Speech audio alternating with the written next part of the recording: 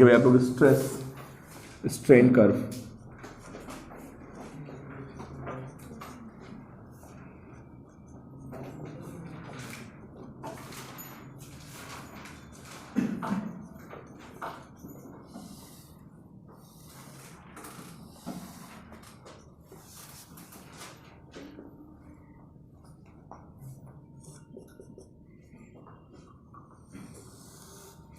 एक वायर है आपके पास, ठीक है,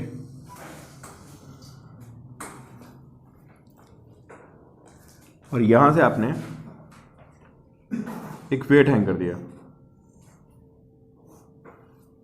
ठीक है, और वेट को हम ग्रेजुअली क्या कर रहे हैं, इंक्रीज कर रहे हैं। तो जब आप वेट को बढ़ाते जाओगे तो क्या होगा बताओ, वायर में क्या होगा, और एक्सटेंशन आएगा। जैसे मैंने यहाँ पे एक पतला सा वायर, तो बहुत मोटा मैंने वायर बना दिया, बहुत पतला सा वायर है। पहले मैंने यहाँ पे 1 kg हैंग किया, फिर मैंने यहाँ पे 2 kg हैंग कर दिया, फिर मैंने यहाँ पे 3 kg हैंग कर दिया। तो जैसे इसका वेट ग्रेजुअली बढ़ता जाएगा, वायर में क्या होगा, एक एक्सटेंशन आएगा, ठीक है। तो हमें करना क्या है कि हमें यहां पे y एक्सिस पे, अच्छा मुझे इसका क्रॉस सेक्शन एरिया पता है, मुझे वायर का क्रॉस सेक्शन एरिया पता है, ठीक, और जो वायर की ओरिजिनल लेंथ है वो भी पता है, दोनों चीजें पता है मुझे, ठीक है। तो यहां से आप क्या कर सकते हो,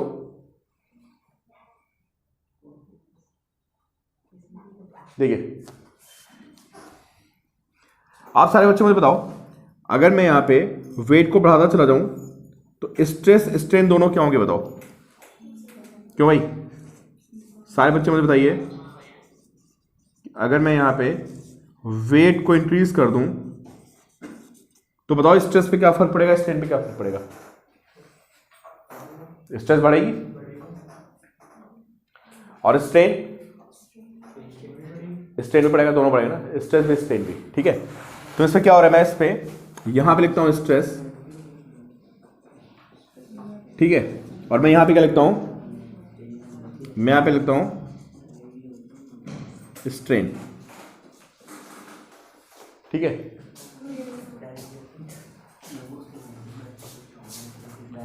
लोड आप ग्रेजुअली बढ़ा रहे हो, ठीक है। अभी मेरा बैच चलेगा 9 तक, ठीक है, 9 बजे बैच छोड़ूंगा मैं। पता क्या होगा, ये ग्राफ बिल्कुल स्ट्रेट ऐसे है, ग्राफ बिल्कुल स्ट्रेट, समझा आप। बस काफी बच्चे एब्सेंट हैं और टॉपिक बहुत ही इंपॉर्टेंट है।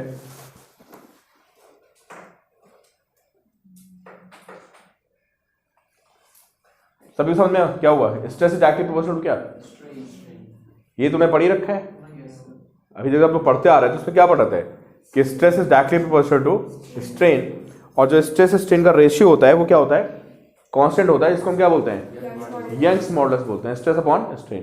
इस लॉ को क्या बोलते हैं, हुक्स लॉ, ठीक है। तो यहां पे क्या हो रहा है, इस रीजन में इसको मैं ओ लिखता हूं और मैं इस पॉइंट को लिखता हूं ए, ठीक है। तो रीजन ओ ए में क्या हो रहा है, stress is directly proportional to क्या, स्ट्रेन, ठीक है। इस लॉ को क्या बोलते हैं भाई, क्यों भाई, इसको क्या बोलते हैं, इसको तो हुक्स लॉ बोलते हैं,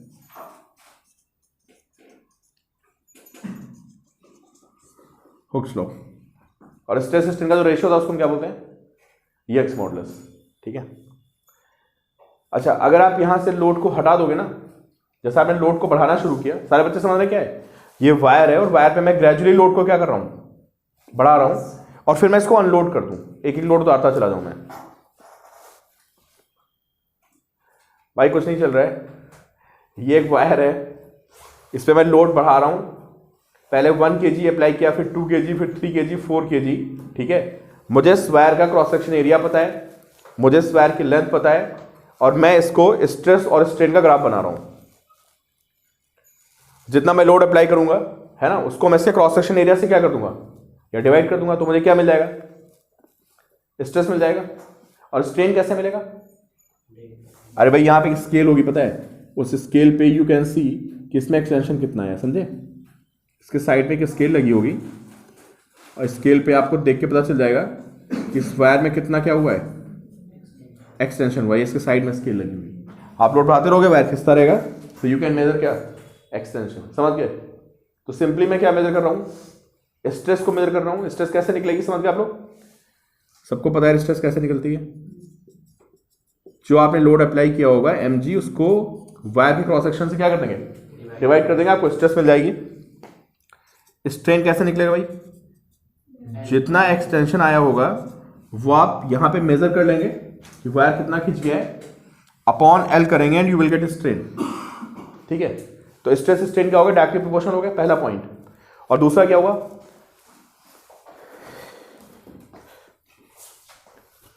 दूसरा ये सीन है यहां पे कि अगर मैं लोड को हटा दूंगा तो वायर अपने शेप में क्या होगा, वापस आ जाएगा।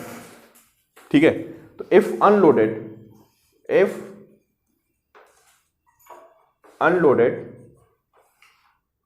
वायर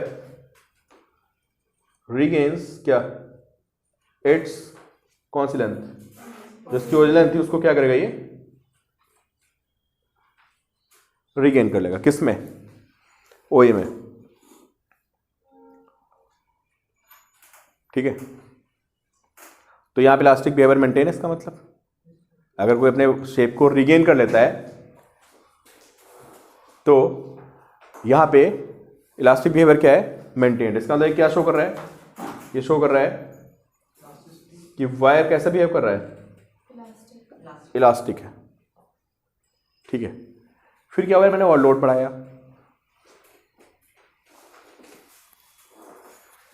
हाँ 9 बजे मुझे कॉल कर लेना, ठीक है, कोई नहीं, 9 बजे कॉल कर लेना, मैं फ्री हो जाऊंगा।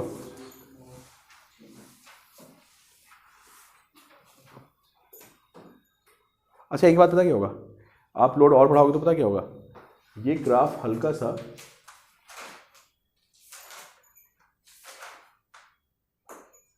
ये इसका जो ये बिहेवियर था ये ऐसे हो जाएगा। तो ग्राफ क्या हुआ, हल्का सा यार मुड़ गया। तो मतलब अगर ये ग्राफ मुड़ गया, थोड़ा सा कर्व हो गया, तो क्या पता चलता है आपको, बताओ कि stress is not directly proportional to क्या, तूने मॉलिक्यूल्स को ज्यादा खींच दिया यार, है ना भाई, मॉलिक्यूलर फोर्सेस का तो सारा खेल होता है, तुमने उसको ज्यादा डिस्टॉर्ट कर दिया, तो अब क्या हुआ बताओ, stress is not directly proportional to क्या, स्ट्रेन, लेकिन इलास्टिक बिहेवियर मेंटेन रहेगा। इसका क्या मतलब है, तुम लोड को हटाओगे तो वापस क्या होगा, वायर वापस अपनी लेंथ में आ जाएगा, but stress is not directly proportional to क्या, समझ आपको बात। तो जो आपका रीजन ए बी होता है, इसमें क्या होता है बताइए, आपका पूछता है ए बी में क्या हो रहा है, तो क्या बोलोगे, elastic behaviour is maintained but stress is not directly proportional to strain. ठीक है, तो ए बी में क्या है, अगर ए बी की बात करें तो stress is not directly proportional to क्या, स्ट्रेन, बट बिहेवियर कैसा है इसका बताइए, ये इलास्टिक है, बिहेव वैसे ही कर रहा है, ये हो गया इलास्टिक। ठीक है, कहां बी पॉइंट तक। अच्छा एक सारे बच्चे मुझे बताओ कि जब किसी वायर को आपने कभी खींचा है, किसी मेटेलिक वायर को, चलो रबर को तो खींचा होगा कभी, क्या होता है जब तुम हल्का सा खींचते हो तो, और ज्यादा खींचो तो हाँ टूट भी सकता है ना, और कभी कभी थोड़ा खिंच भी जाता है। जैसे पेन है ना, अब इसको बहुत ज़्यादा फोर्स, अभी तो बहुत हार्ड है ये, बट किसी तरह से बहुत ज़्यादा फोर्स अप्लाई कर दिया जाए ऐसे, ठीक है 9 बजे मैं कॉल पिक कर लूँगा पक्का, डन। अगर मैं इस पर थोड़ा सा ज़्यादा फोर्स अप्लाई कर दूँ तो क्या होगा पता है, ये टूटने से पहले हल्का सा पता क्या होगा, हल्का सा खींचेगा, समझे। सुन लो भाई, नया पॉइंट आ रहा है, तो नहीं खींच रहे हैं ऐसे, ऐसे कमेंट हो जाएगा। हाँ तो अपनी लाइन में वापस आ जाना, बिल्कुल आएगा अपनी, जहाँ से आपने शुरुआत की थी। आपने कहा था कि रोकना अपने आप को शेप चेंज करने से, हाँ तो क्या है इलास्टिसिटी, वापस आ जाना या रोकना, वापस आ जाना ना, रोकना बात में दोनों बातें हैं ना, तो इलास्टिसिटी दोनों काम एक साथ होंगे, रोकेगा तभी तो वापस आएगा अपने शेप में। हाँ तो दोनों चीज़ हो गई ना, जब तुम उसको हटाओगे तो वापस अपने शेप में आ जाएगा, और जिसको हम वो करोगे क्या, फोर्स अप्लाई करोगे तो उसको अपोज करेगा। मतलब दोनों बेसिकली अपने शेप को रीगेन करना। और वो जो मैंने आपको बताया था कि अपोज करता है, वो यंग्स मॉडुलस के टर्म में बताया था, जिसका यंग्स मॉडुलस ज़्यादा होगा वो ज़्यादा अपोज करेगा। समझे? सर जैसे यहाँ पे A to B में डायरेक्टली प्रोपोर्शन नहीं हुआ, तो ये हर मटेरियल का डिफरेंट, ये सबका अलग होगा। ऐसे 10 ग्राफ बन सकते हैं, एल्यूमिनियम का कुछ और आएगा, कॉपर का कुछ और आएगा, रबर का कुछ और आएगा, ग्लास का कुछ और आएगा। अभी इन जनरल देख रहे हैं, फिर देखेंगे 2-4 जो अलग अलग बन सकते हैं। समझे? ये ग्राफ कोई यूनिवर्सल ग्राफ नहीं है, हर मटेरियल का क्या होगा यार, मटेरियल के अलग अलग मॉलिक्यूलर फोर्सेज होते हैं तो अलग अलग ग्राफ आएगा।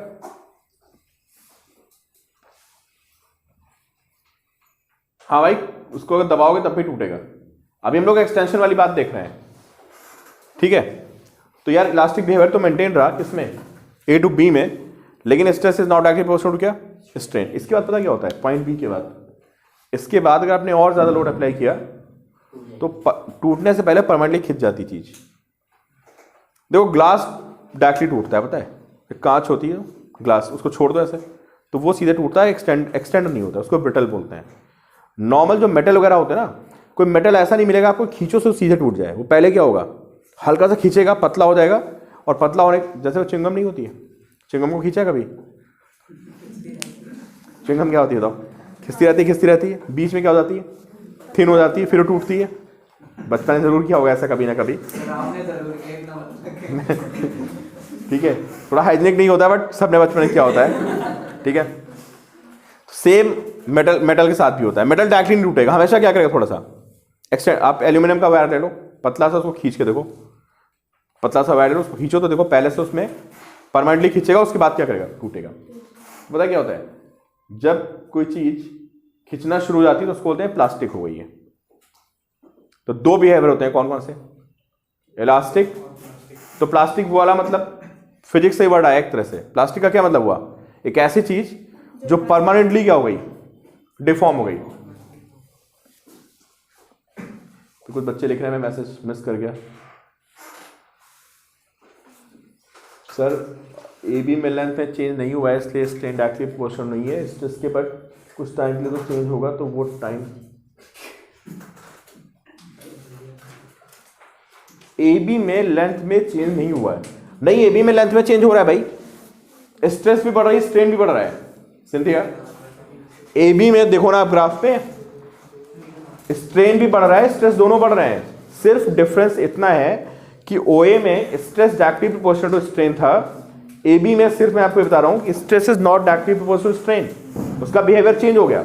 लेकिन अगर आप लोड को हटाएंगे तो वायर अपनी शेप में वापस आ जाएगा। समझ गया? और B के बाद क्या होगा बताओ फिर? हाँ हो रहा है, रिकॉर्ड हो रहा है। B के बाद क्या होगा बताओ? प्लास्टिक बिहेवियर शुरू हो जाएगा, पता है? तो A को देखो क्या बोलते हैं, पॉइंट A को बोलते हैं प्रोपोर्शनलिटी लिमिट।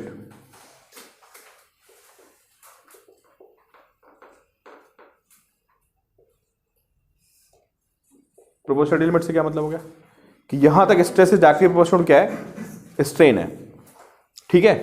फिर B को पता क्या बोलते हैं, B को बोलते हैं इलास्टिक लिमिट।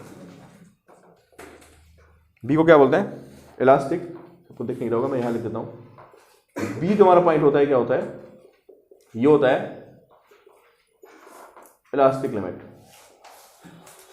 समझे? और B के बाद फिर क्या होगा, और ज्यादा लोड अप्लाई करोगे तो वायर खिंच जाएगा। और बिहेवियर कैसा शुरू हो जाता है, तो यार यहां तक इसका बिहेवियर था ना, ये बिहेवियर जो था ये कैसा था बताइए, यहां तक इसके बिहेवियर था इलास्टिक। फिर क्या शुरू हो गया, फिर प्लास्टिक। अब यहां जो ग्राफ होता है ना यार, सबका अलग अलग होता है।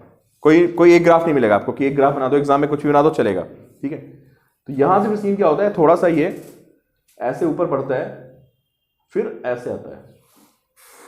तो हाँ, जब प्लास्टिक बिहेवियर शुरू होएगा ना तो क्या होगा बताओ, स्ट्रेस बढ़ाओगे, स्ट्रेन भी बढ़ेगी, ठीक है? और एक बार यहां पे आके स्ट्रेस क्या हो जाएगी, मैक्सिमम। खींचते रहो। तो जब स्ट्रेस मैक्सिमम होगी तो उसको हम क्या बोलते हैं, इसको बोलते हैं अल्टीमेट स्ट्रेंथ। देखो बहुत सारे पॉइंट्स आते हैं, इन पे क्वेश्चंस हैं। जे वगैरह में क्वेश्चन आ जाते हैं मैं आपको बता रहा हूँ ग्राफ पे सर जब इलास्टिक लिमिट पर पहुंच जाएगा तब तो वो खींचना बंद हो जाएगा कि नहीं खींचना ही बंद हुआ। अब उसने अपने बिहेवियर को सरेंडर कर, तुमने उसके मॉलिक्यूल्स तोड़ दिया, समझे ना, तुमने इतना फोर्स अप्लाई किया कि जो मॉलिक्यूलर फोर्सेस स्प्रिंग की तरह होती थी वो टूट गई। अब वो मॉलिक्यूल क्या हो गया यार, जब उनके तुमने बॉन्ड्स ही तोड़ दिए, इतना उनके अंदर तो लिमिटेड है ना यार, तुमने ज्यादा फोर्स अप्लाई किया, बॉन्ड्स टूट गए, तो अब उन्होंने सरेंडर कर दिया। सरेंडर कर दिया तो क्या हुआ, तुम फोर्स अप्लाई करते चलाओ, खींचते चलाएंगे। जब तुमने बॉन्ड ही तोड़ दिए तो क्या वापस शेप में आएंगे वो, तुमने इंटरनल बॉन्ड को तोड़ दिया होगा, समझे। तो सुन लो भाई, बी को हमने क्या बोला, बी के लिए एक पॉइंट और होता है, सुन लो भाई, सुनते रहो। बी को बोलते हैं यील्ड पॉइंट।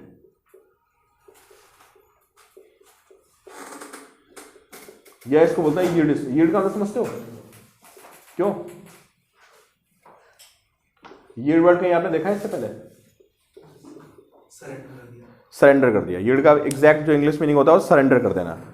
तो यील्ड पॉइंट क्यों बोलते हैं, इसने अपने इलास्टिक बिहेवियर को क्या कर दिया कि भाई अब नहीं रोक सकता मैं, तुमने ज्यादा फोर्स अप्लाई कर दिया, मेरे बॉन्ड टूट गए, ठीक है, तो अब मेरी जो शेप को रिगेन करने की कैपेसिटी थी वो क्या हो गई, खत्म हो गई, अब तुम उसको खींच ले जाओ जितना खींचना है। क्लियर। तो ये पॉइंट कौन सा था भाई, बी, दोनों है, कौन सा, इलास्टिक लिमिट भी है और यील्ड पॉइंट भी है, कि जहां से इलास्टिक लिमिट खत्म हुई, समझ गया, इलास्टिक लिमिट के खत्म होने के बाद उसका बिहेवियर कैसा शुरू हो गया, प्लास्टिक, तो खिंचता रहेगा खिंचता रहेगा, ठीक है, और स्ट्रेन बढ़ती रहेगी, स्ट्रेस बढ़ती रहेगी, और एक पॉइंट पे आके इसकी स्ट्रेस का हो जाएगी अल्टीमेट स्ट्रेस। इसको हम क्या बोलते हैं,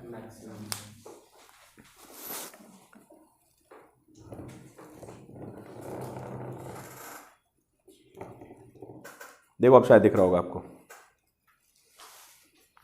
ठीक है। तो ये पॉइंट क्या था बताइए, इसको क्या बोलते हैं, इससे ज्यादा स्ट्रेस नहीं आएगी, यहां जो स्ट्रेस आई है इसको अल्टीमेट स्ट्रेस बोलते हैं। और टूटने के बाद, इसके बाद पता क्या होता है, इसके बाद जब इसको और खींचोगे ना, किसको, वायर को और खींचोगे, वाईफाई नहीं चल रहा है, लोगों का नेट स्लो है, क्या चक्कर है, ये मेरा तो वाईफाई चल रहा है भाई। इसका पता क्या होगा, जब वायर टूटने वाला होगा ना, तो आपको उससे थोड़ा कम फोर्स अप्लाई करना पड़ेगा। एक वायर की अल्टीमेट स्ट्रेंथ आ गई, अल्टीमेट स्ट्रेस आ गया, आपने बहुत फोर्स अप्लाई किया, अल्टीमेट स्ट्रेस जब आ जाएगी ना, उसके बाद जब वायर को खींचोगे तो बड़े आराम से खींचता चला जाएगा। टूटने से क्या, जस्ट पहले स्ट्रेस कम हो जाएगी। समझ आ रहा है आपको, नहीं आ रहा है, यहाँ पे लोगों को कंफ्यूजन होने लगता है, आप बताओ आप समझ पा रहे हो, ये फिर आता है फ्रैक्चर पॉइंट। हाँ, मतलब आपको उतना ज्यादा फोर्स अप्लाई नहीं करना पड़ेगा, एक लिमिट क्रॉस कर गए ना, जब वायर को खींच रहे हो तो क्या हुआ बताओ, स्ट्रेस बढ़ती आ रही है, स्ट्रेस बढ़ती आ रही है, और यहां तक आपने इसको खींच लिया, कहां तक, अल्टीमेट, मतलब उसमें तुमने मैक्सिमम स्ट्रेस लगा दी। उसके बाद जब तुम वायर को और खींचना चाहोगे ना, तो उससे कम फोर्स पे खींच जाएगा, क्योंकि उसके बॉन्ड्स क्या हो चुके हैं बताओ, उसके बॉन्ड्स टूट चुके हैं यार, बॉन्ड्स टूट चुके हैं, तो उसके बाद तुम उसको और खींचोगे तो तुमको बहुत ज्यादा फोर्स अप्लाई नहीं करना पड़ेगा। तो देखो यहाँ पे स्ट्रेस क्या हो रही है, स्ट्रेस कम होने लगती है। ये सब आपसे पूछेगा नहीं, बॉन्ड इलास्टिक लिमिट पे टूट जाते हैं ना, यहाँ से टूटना शुरू होते हैं, यहाँ पे तो हम लोग बिल्कुल खत्म हो जाते हैं। कहाँ पे टूटना शुरू हो गया ना, कहाँ से, इलास्टिक लिमिट के बाद से टूटना शुरू हो गए, समझे। और जब अल्टीमेट स्ट्रेंथ आई तो उसके बाद उन्होंने क्या कर दिया, मैक्सिमम टूट गए, समझ गए। और उसके बाद क्या होगा, फिर आएगा आपका फ्रैक्चर पॉइंट। इसके बाद आप कहता है फ्रैक्चर पॉइंट और कॉल्ड क्या, ब्रेकिंग पॉइंट। इसको हम फ्रैक्चर पॉइंट बोलते हैं, या फिर आप इसको क्या बोल सकते हो, ब्रेकिंग पॉइंट। तो दिस इज ब्रेकिंग पॉइंट। हाँ, जो पॉइंट है अल्टीमेट स्ट्रेस वाला, हाँ, अगर हम वायर को खींचेंगे तो फिर रेडियस कम हो जाएगा, एरिया तो कम हो जाएगा, तो स्ट्रेस पतला होने लगता है वायर, बॉन्ड वॉन्ड टूट जाते हैं सब, समझे। और भी इसमें चीज़ें होती हैं, वो हमें नहीं पढ़ना है ना। वायर पतला होता है उसको बोलते हैं नेक फॉर्मेशन, वो हमारे सिलेबस में नहीं है। टूटने से पहले आपने देखा होगा ना, वायर हल्का सा क्या होता है, कोई चिंगम वाला केस पता है, चिंगम को हिस्से तो पीस से क्या होती है, पतली हो जाती है, ठीक है। आपको कहीं लिखा हुआ मिल सकता है, बट वो सब हमें पढ़ना नहीं है। नहीं, एरिया भी बदल जाता है टूटने से पहले यार, वायर पतला हो जाती है, वॉल्यूम चेंज होता है ना, एरिया देखो, टूटने से पहले वायर बीच से पतला हो जाता है, मैं बता तो रहा हूँ। इसके बाद ना, जहाँ पे, सुन लो भाई सारे बच्चे सुन लो, शायद आपको कहीं क्वेश्चन मिल जाए, जो अल्टीमेट स्ट्रेस आती है उसके बाद वायर पतला होने लगता है, पता है? जब अल्टीमेट स्ट्रेस आ गई और खींचोगे तो वायर बीच से क्या होने लगेगा? पतला होने लगेगा, ऐसे होने लगेगा वायर। भाई कुछ बच्चों ने क्वेश्चन पूछे, मैं बता रहा हूँ अभी। हाँ, वायर ऐसे होने लगेगा। मैं ज़्यादा पतला कर दिया है, इसको कैसे बनाए, है ना? ये वायर हल्का सा बीच से क्या होने लगेगा?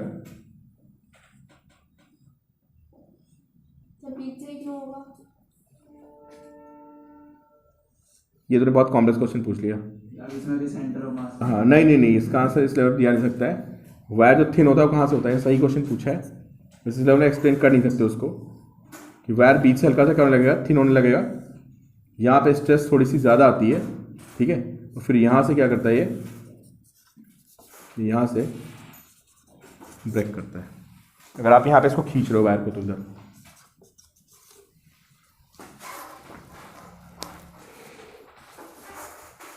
इसको उधर नेक फॉर्मेशन, आपको लिखना नहीं है नेक फॉर्मेशन, ठीक है? तो आपसे क्या क्वेश्चन बनेंगे? ग्राफ बना होगा, समझे? क्या क्या पॉइंट्स पूछ सकता है कोई भी पॉइंट कि इलास्टिक लिमिट को कहाँ पे, अल्टीमेट स्ट्रेस वाला पॉइंट कौन सा है, ठीक है, ब्रेकिंग पॉइंट कौन सा है, ये सब क्वेश्चन बनते हैं इसमें। बट अब मॉलिक्यूलर फोर्सेस तो हर जगह पे चेंज हो रहे हैं। आप जब किसी बॉडी पे फोर्स अप्लाई करना शुरू करते हो तो मॉलिक्यूलर फोर्सेस तो तुरंत चेंज होने लगते हैं। एबी में भी चेंज ही हो गए होंगे। जो ओए में उनका बिहेवियर था और एबी में दैट विल बी डिफरेंट। तभी तो stress is not active proportional to strain.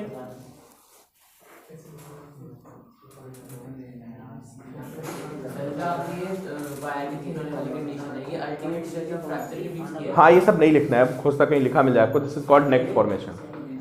लिख सकते हो आप साइड में, बट एनसीईआरटी में नहीं दिया है, कभी नहीं पूछा है, सब नहीं पूछता है। सर ये सब तब हो रहा है जब हम वायर को खींच रहे हैं। खींची तो रहे हैं और कर क्या रहे हैं? लोड ही तो बढ़ा रहे हैं। जैसे अगर हम वेट लगा दें, तो वेट लगाने का खींचना ही तो होता है, और क्या होता है? अगर ऐसे खींचे डायरेक्ट फोर्स लगा दें तो डायरेक्टली फोर्स लग रही है, उधर से वॉल खींच रही है उसको। बात तो वही हो गई, वॉल नहीं खींच रही इसको, नीचे एमडी लग रहा है, वॉल ऊपर खींच रही। बताओ भाई क्या पूछ रहे हो, कोई डाउट? जब ये अल्टीमेट स्ट्रेस आ जाएगी ना, उसके बाद वायर थिन होने लगता है, फिर उसके बाद टूटता है। नहीं, इलास्टिक पॉइंट नहीं, अल्टीमेट स्ट्रेस के बाद थोड़ा बहुत चेंज आता है। थोड़ा बहुत चेंज तो आता ही यार, जब किसी वायर को खींचोगे थोड़ा बहुत चेंज क्या होगा, आएगा। लेकिन नोटिसेबल चेंज जो होता है, तो दिखने लगे कि वायर क्या हो रहा है, वो कहाँ से दिखता है? वो अल्टीमेट स्ट्रेस के बाद फिर वायर आपको दिखेगा यार पतला हो गया, वायर टूट रहा है। जब किसी चीज को खींचते हो, पॉइजन रेशियो तो सबका होता है ना यार, तो थिकनेस सब में क्या होती है? कम होती है, पतला होता है। इसको नेक फॉर्मेशन बोलते हैं बीच में, समझे?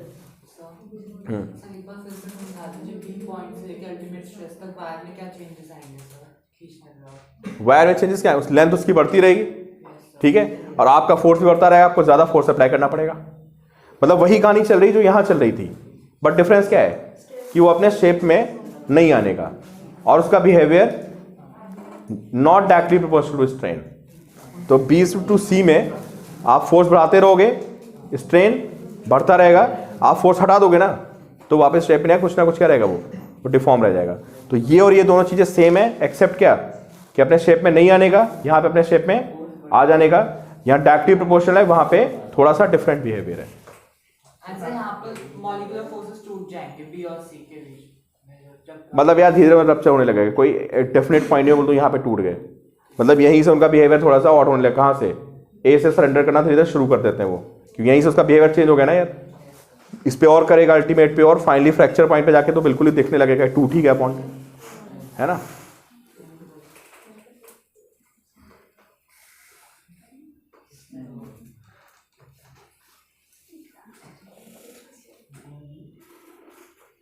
अल्टीमेट स्ट्रेस के आने के बाद अगर अनलोड करें तो कोई चेंज आता है भाई? अगर अल्टीमेट स्ट्रेस के बाद आपने उसको, मीटिंग खत्म हो गई सर, उसके बाद तो अनलोड होगी सर। देख लो भाई, तो अब ये क्या है, ये स्ट्रेस स्ट्रेन ग्राफ के बेसिस पे है ना, डक्टाइल एंड ब्रिटल जो मटेरियल होता है ना, उसको हम डिफरेंशिएट कर रहे हैं किसके बेसिस पे? स्ट्रेस स्ट्रेन ग्राफ के बेसिस पे। तो मैंने आपको क्या बताया कि ब्रिटल में क्या होगा, जहां पे इलास्टिक लिमिट खत्म होगी उसको तुरंत बाद क्या आ जाएगा, ब्रेकिंग पॉइंट आ जाएगा, ठीक है। और जो डक्टाइल होगा जिसको हम वायर बना सकते हैं, खींच सकते हैं, उसमें इलास्टिक लिमिट्स के बाद ब्रेकिंग पॉइंट आने में क्या बहुत ज़्यादा वो होगा, डिफरेंस होगा बहुत ज़्यादा, उसका ब्रेकिंग पॉइंट नहीं आता, खिसता चला जाता है। ठीक है, तो ये दोनों ग्राफ आपके किसके हो गए, स्ट्रेस के और स्ट्रेन के। अब इसमें किसी और लिख लो यार। कुछ सब्सटेंस ऐसे होते हैं ना, रबर जो होती है ना, जो हमारी रबर होती है उस पर क्या करते हो, जब आप फोर्स अप्लाई करते हो तो वो वापस अपने शेप में आ जाता है। ठीक है, लेकिन जो नॉर्मल अपनी ये जो रबर होती है इसमें स्ट्रेस स्ट्रेन डायरेक्टली प्रोपोर्शनल नहीं होता है। जो मैं आपको बताऊँ ना, स्ट्रेस डायरेक्टली प्रोपोर्शनल स्ट्रेन, ये कहाँ पे होता है बताओ? ये मेटल्स में होता है मोस्टली। जो रबर होती है आपकी, कोई रबर का पाइप ले लें या जो रबर बैंड होता है, उनमें स्ट्रेस डायरेक्टली प्रोपोर्शनल स्ट्रेन नहीं होता, लेकिन इलास्टिक बिहेवियर उनमें होता है। तो ऐसे मटेरियल्स को होता है इलास्टोमर। तो इलास्टोमर क्या होते हैं? इलास्टोमर ऐसे सब्सटेंस होते हैं कि जिनमें इलास्टिक बिहेवियर तो होता है, बट अगर आप उनका स्ट्रेस और स्ट्रेन का अगर आप उनका ग्राफ बनाएंगे तो ऐसे ऐसे कुछ भी आ सकता है। Stress not active to strain.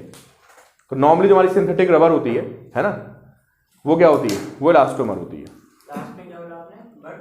Stress is not active to strain but they have elastic behaviour. क्या आपने फोर्स हटाया तो अपने शेप में तो आ जाएंगे, लेकिन उनका ग्राफ बनाओगे इस स्ट्रेन का तो डायरेक्टली प्रोपोर्शनल तो मॉलिक्यूलर फोर्सेस की वजह से हो रहा है ना। मेटल के मॉलिक्यूलर फोर्सेस अलग होते हैं, पॉलीमर्स होती है ना रबर, रबर में पॉलीमर होते हैं, पॉलीमर में मॉलिक्यूलर फोर्सेस डिफरेंट होते हैं, मॉलिक्यूलर फोर्सेस चेंज कर गए ना। सर अगर मैंने रबर ऐसे पकड़ के खींच दी, वो वापस आई तो यहाँ पे दर्द होगा, अगर फिंगर से दर्द होता है, खींच देते हैं हमसे। हाँ ठीक, तो वो दर्द क्यों हो रहा है, मतलब क्यों फोर्स क्यों आ रही है उसमें? किस में? हाथ से थोड़ी खींच दिया, नॉर्मल रिएक्शन, नॉर्मल एक्शन लगेगी, तो कैसे कांटेक्ट आएगा ना, कांटेक्ट आएगा। रबर वैसे खींचोगे तो कांटेक्ट होगा, कांटेक्ट से नॉर्मल एक्शन आएगी। भाई इलास्टोमर समझ में आ गया? इलास्टोमर क्या है?